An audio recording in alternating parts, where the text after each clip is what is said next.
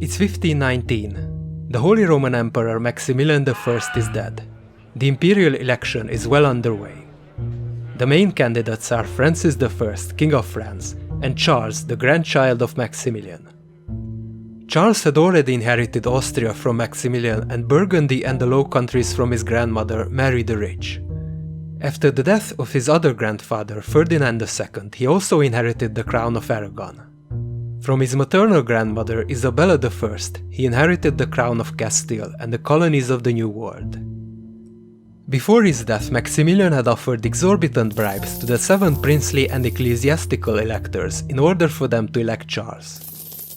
To counter this, Francis offered even more exorbitant bribes to the electors. To counter Francis's offer, Charles borrowed an even larger sum of money to offer as a bribe.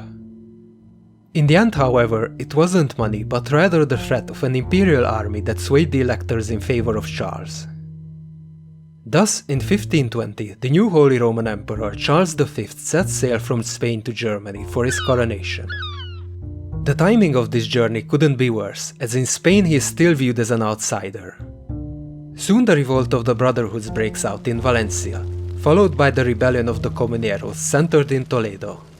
As his courtiers struggle to bring the situation under control, in the Low Countries a revolt of Frisian peasants is underway, and Martin Luther, the heretic monk who published his 95-point thesis just 2 years ago, is gaining more and more followers.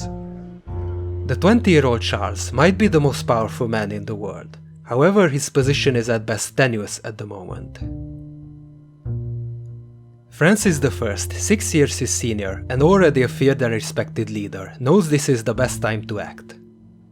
What many French monarchs before him had feared has come true. France is surrounded by a ring of Habsburg possessions. Something must be done, or else the mere existence of France might be threatened. However, Francis's possibilities to strike Charles are limited. Henry VIII of England had vowed to act as an arbiter between the Valois and the Habsburgs, promising he will declare war against the first one to break the peace. Therefore, Francis decides to take the covert route. He commissions 2 proxy armies and sends one against Burgundy, the other one against Navarre. Both of these attacks fail, however they manage to provoke the wrath of the young emperor. In the summer of 1521, Charles fields a large army and attacks Picardy. After protracted sieges, Francis appears with an even larger army and forces Charles to disengage. Back in Italy, careful diplomatic maneuvering brings the Pope to Charles's side. Leo had been initially hostile to the all-powerful Habsburg, however the reluctance of the French to withdraw support from Ferrara and Charles's promise to stamp out Luther's heresy brings the Pope to the imperialist side. Later, Henry VIII also joins this anti-French league, leaving France with only Venice as a reluctant ally. Initially, Charles's lieutenant Prospero Colonna sent proxies against Milan and Genoa, however, like the French proxies, these also fail. As summer passes into autumn, the imperial army grows, while Lautrec, the French commander, struggles to pay his troops. Colonna knows the French are short on funds, so by careful maneuvering he avoids battle. By November the French army is stricken with desertion and is greatly reduced in size. Lautrec has to withdraw to Milan. Colonna closely follows the French. The fortifications of Milan are in a shambles, and he outnumbers the French more than 2 to 1. He decides to take the city by storm. The French are beaten in 2 hours and are forced to evacuate to Venetian territory. Francesco Sforza, the brother of Massimiliano Sforza, is installed as a puppet governor. By March the next year, Lautrec is reinforced by 15,000 Swiss and a substantial Venetian contingent, growing his army to 36,000. With his forces replenished, he marches to besiege Pavia in an attempt to draw out Colonna for a battle. Colonna instead decides to cut the French lines of supply. When Lautrec breaks off the siege, the imperial army retreats north of Milan to a fortified camp adjoining the manor house of La Bicocca. Lautrec initially hesitates, planning to go to Novara to receive even more men and supplies. However, a lack of money again frustrates his plan. The Swiss have still not received their pay, and are threatening to march home unless Lautrec forces a battle. On the 27th of April, 1522, the two armies meet at Bicocca. The Imperial army, numbering less than 20,000, is entrenched in a park that is bordered by a drainage canal on one side and a marsh on the other side. In the front there is a sunken road that was reinforced with a tall rampart and artillery bastions. Pescara commands the Spanish musketeers in the front, who are backed up by Landsknecht pikemen commanded by Frundsberg. The cavalry is further in the back, while the rear of the camp is guarded by a strong Milanese contingent commanded by Francesco Sforza. Seemingly, the French are faced with the same problem as at Ravenna. Lautrec's plan is to bring up his artillery and blast the Imperialists out of their fortifications the way Gaston de Foix did a decade ago. He also plans to launch a cavalry attack across a stone bridge to the rear of the camp. However, his plans are thwarted by the impetuous Swiss, who insist they will lead the attack and take the camp with all its riches by storm. The Swiss form up into two large pike blocks of 7,000 men each. As they approach the fortifications, they are decimated by cannon fire and Spanish musketeers. Pescara had trained his men to fire by rank, bringing down murderous fire on the Swiss. Faced by a 3-meter embankment, the Swiss are slowed to a crawl. As they climb over the rampart, they are faced by the Landsknechts of Frundsberg. Further down, the French cavalry reaches the stone bridge, however they are thwarted by the Imperial cavalry and the Milanese. Both attacks are crushed in half an hour.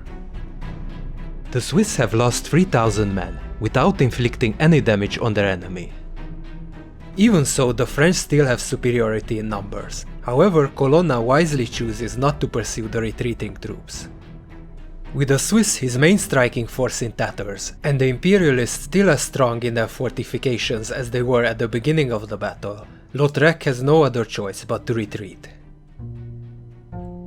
Next day the Swiss leave for home, and the remnants of the French army seek refuge in Venetian territory. Soon they are expelled altogether from Italy. With the French gone, the Imperial army marches to Genoa, sacks the city, and installs a new governor, one friendly to the Habsburgs. In 1523, the Venetians wisely decide to join the anti-French League.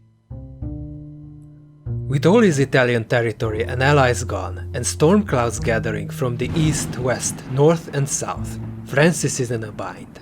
He needs money urgently, or everything will be lost. A dispute over the inheritance of the Duke of Bourbon offers a perfect opportunity. The king rules against the duke and confiscates all of Bourbon's estates. This decision comes back to haunt him, as Bourbon is the Marshal of France with a lot of influence across the country. To get back his inheritance, Bourbon decides to plot against the king. The plot is discovered and Bourbon is forced to flee to Germany, where he enters into the emperor's service. Meanwhile, a large English army lands in the north of France. They are joined by imperial forces and together ravage the countryside, even getting close to Paris. Francis had already been preparing for a new campaign in Italy. However, faced with the English in northern France and the plot by Bourbon, he decides to stay and sends Bonnivet, the Admiral of France, to command his army. Bonnivet descends on Italy in October with a large army of 38,000 men. Opposing them is an imperial army of only 17,000. Colonna decides to pull back to Milan and concentrates most of his forces on the defense of the city. Bonnivet hesitates for a couple of days, buying enough time for the defenders. Unable to take the city by assault, the French decide to pull back to winter quarters west of Milan. During the winter, while the French struggle with disease and a lack of money, Lannoy, the governor of Naples, and Pescara bring fresh reinforcements to Milan. More Landsknechts arrive from Germany with Bourbon. In February, the Venetians also send a contingent, and Lannoy assumes the command. His forces now outnumber the French, so he decides to go on the offensive. At this crucial point, most of the Swiss decide to leave the French army, since they haven't been paid for a long time. Bonnivet decides to beat a hasty retreat to France, but first he must cross the river Sesia. This is when Lannoy decides to strike. His army is still far away from the French, so he mounts some musketeers and arquebusiers on horses and sends them together with his light cavalry to intercept the retreating French. The infantry dismount and form up on the flanks of the French. Bonnivet sends a detachment of heavy cavalry to scatter them. Instead of scattering, the musketeers open fire, annihilating the French. Next, the French send a detachment of Swiss pikemen to confront the musketeers. The musketeers again open fire as the light cavalry charges the flanks. Bonnivet himself gets wounded by a musket shot, so the Chevalier Bayard, the finest knight in Europe, takes charge. Notwithstanding his chivalry, he too is shot down by the musketeers. By the time the main Imperial army gets there, the French are already in a rout. Out of the 38,000 that invaded Italy, only 6,000 remain in the French army. Sensing the weakness of the French, Charles orders Bourbon to invade Provence with a substantial imperial army, hoping to stir up a rebellion in the south of France. Bourbon advances unopposed, however he gets bogged down at the siege of Marseille. Meanwhile, Francis is already gathering a massive army of 40,000 men. When he marches south, the Imperial army is forced to break off the siege and beats a hasty retreat back to Italy. Francis crosses the Alps and advances into Lombardy. Rather than pursuing the enemy, he decides to lay siege to the imperialist-occupied city of Pavia. This decision will turn out to be the worst he ever took.